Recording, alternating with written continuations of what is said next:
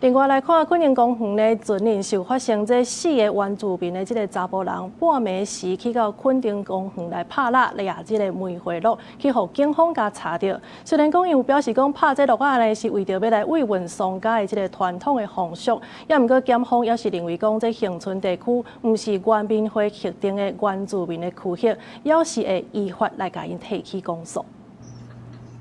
活的死了，死掉了是不是？你打的是公的，母的。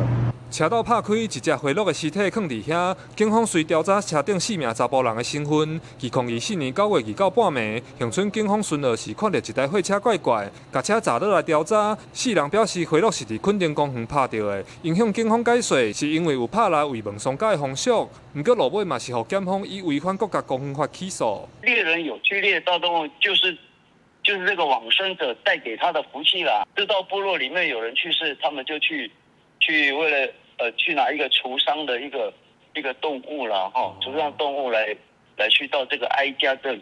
每晚上，那誰知道這個我們是不是闖入國家公園了？我們恐怕不是大家都能夠知道那個範圍到哪裡吧。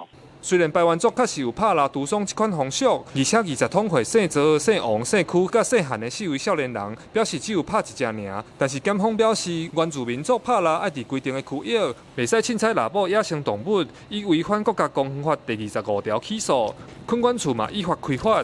有關民眾盜獵梅花鹿被起訴一案，本處再次提醒：國家公園法13條明定。國家公園區域內禁止狩獵動物，違者將依國家公園法處以3000元罰金。屏東地檢署表示，原住民拍蠟文化是無受野生動物保育法限制，但是國家公園法條內底無適用保育法，而且恆春地區無佇原民會特定的所在，嘛是袂使獵捕。4名原住民應該會閣上訴，爭取家己的權利。記者柯明哲，屏東報道。